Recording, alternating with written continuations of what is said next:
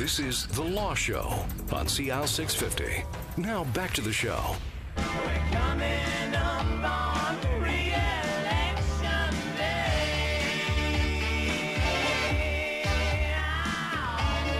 Welcome back to The Law Show here on CIL 650. Re-election day is October 19th and we are talking a little politics on the program this morning. Our guests are Rudy Kischer and Alex Stojicevic from Maynard, Kischer, Stojicevic, immigration and citizenship lawyers here in Vancouver. And we've talked a fair bit about the Conservative Party. Well, they're the government, and they've also had 9 years in power to, well, change to a certain extent, and in some ways a considerable extent, the way Canada does immigration and citizenship to a lesser extent. And just before we move on to the parties, or the platforms rather, why the Liberals and the NDP want you to vote for them because of what they would do differently on immigration, Rudy Kischer, the one element of the current government's changes to immigration that we really need to discuss quickly so we can contrast them with what their political rivals want to do is this whole foreign worker program that Jason Kenney brought in when he was the minister. Yeah, so the foreign worker file has been around long before Jason Kenney was there.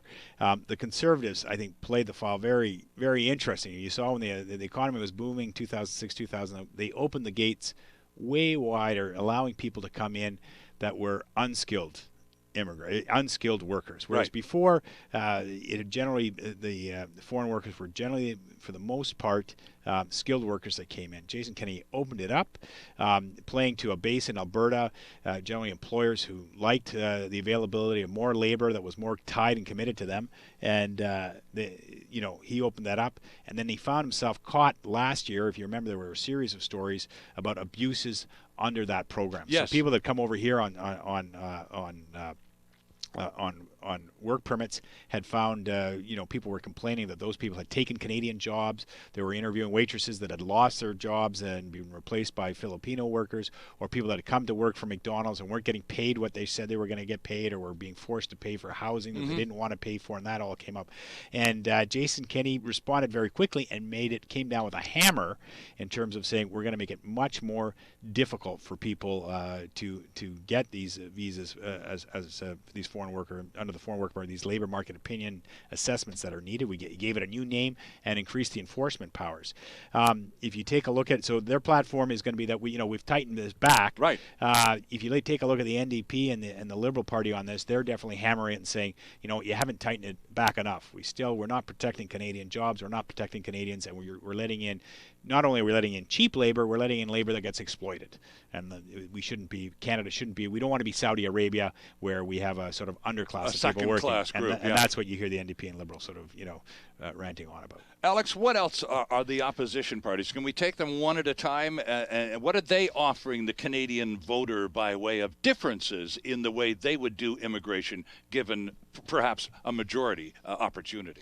Well, one of the most telling differences between both the Liberals and the NDP and the Conservatives has to do with how much money would be put back into the immigration system. Okay, and you've taken great pains to talk to us fairly lengthy about how much money and efficiency has been removed from the system. So if you're a charitable person about the current government, you would say, they've been able to really cut back on the processing costs without cutting off revenue streams, and they've done a good job of fiscally managing the immigration department. Right. If you are less charitable, what you could also say is that this government is very good at passing laws and regulations that are a form of PR. For example, I don't know if you remember last year, the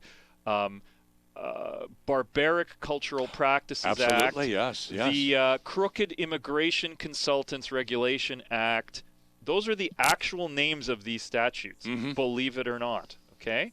Now this is part and parcel, much like Bill C-51 and these other bills.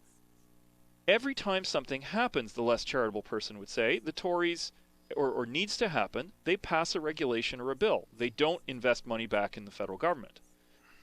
One would get the impression that they don't want to have a federal government that on an operating level operates at its capacity and does its full job under the Constitution. That's what a less charitable person would say. Okay. Contrast them to the Liberals and the NDP, who generally have a more benevolent view ideologically of the federal government, and most of their platforms talk about reinvesting in the immigration department. So not changing regulations and laws, but throwing more money back into a system that seems impoverished by it. Right. So if you're... Now, that being said, there's two parts to this narrative. So if you're a voter and you have your candidates up there, you have experiences from immigrants around you that you can look at and decide if you think they're good or bad. I mean, you have the 30-year-old tech wizard who, today's system, where he's doing a lot of things online, or she's doing a lot of things online, and she's typing into information into the computer, and she gets back on the government's web pages all of the information that she needs, and she finds it user-friendly in a way she goes. Right. For her, this system might work better than the last one. Right.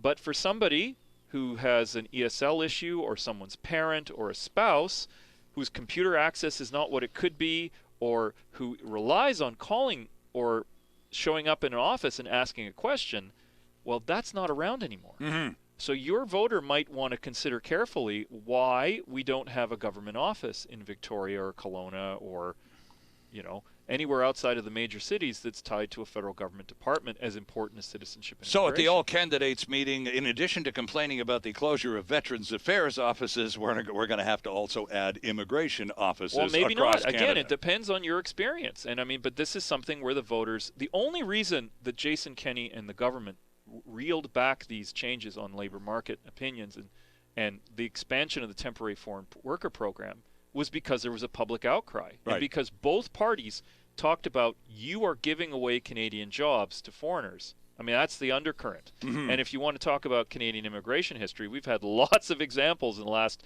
150 years where that outcry resulted in political change. Sometimes some of the most draconian legislation we've ever had, including, head taxes and various other things. Absolutely. All of those have flown from the same types of public outcries. But there's no question that the Conservatives reacted to that in 2013 because of public outcry. Right.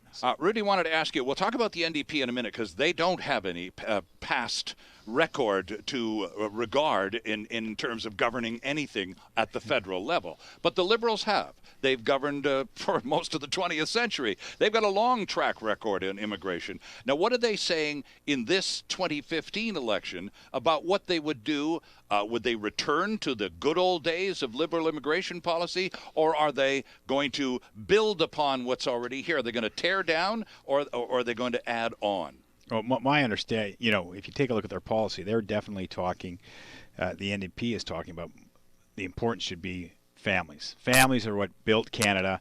It's family immigration, and I think it's a bit of they've mischaracterized it because if you ask me, it's not family immigration that built Canada. I mean, people used to immigrate maybe more as families, but the parents and grandparents were really never part of that mix if you look back, except for the last sort of 30 years. So, right. But Sure. they'll definitely play on that and say we want to get away from this economic focus. It should be about one of the proponents, one of the major parts of the Immigration Act is keeping families together and family unity, and that's been destroyed. So we should allow parents and grandparents because they play a role in the home.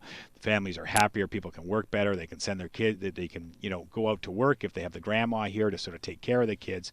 And so you're going to see a big force in that. And they'd also like to withdraw some of the stuff that came in under the citizenship changes in terms of making it the stripping of dual citizens, right? So they'd like to see that stripped. So if you remember under the Act, the changes to citizenship, the Conservatives brought in that if you're convicted of terrorism, you'll lose your Canadian citizenship if you have another citizenship. Right, and right, the NDP yes. found this Right. this has sort of created two classes of citizens, and the NDP has come out against this. Okay. Right? And they'd have it ripped back. So what about in terms of the Liberals, and we got to take a break here, but very quickly if you can, in terms of the Liberals and that massive backlog that we talked about a while ago that the Conservatives saw fit to, they justified a lot of what they've done in the last 9 years based on that huge backlog. If we re-elect the Liberals, Alex, is it likely that we'll see that enormous backlog return at some point? I don't think so. I think the days of these backlogs are over because of Fair question, though. processing efficiencies. But what I would say is that you would see a different approach to immigration. Most of the Liberal Party's mindset on immigration and most of what they've said returns us to what the 2002 Act was enshrined in, and that was the idea of a human capital model. That we choose immigrants, we don't choose foreign workers. Okay, this isn't the United Arab Emirates or Saudi Arabia, as Rudy said, where there are guest workers. Right. We're not a guest worker culture. We're an immigrant culture. Right. And so I think they would use the prism of express entry or whatever processing they're doing to choose people in a less of a labor capital tied manner the way the Tories have. The Tories have really turned the economic categories into let's fill this need, let's fill that need. Right. The Liberals would certainly, I think, roll back that towards more of a human capital focus. And the reason for that is that, I mean, there is many good reasons as there are with labor capital. There's some excellent arguments on the human capital side.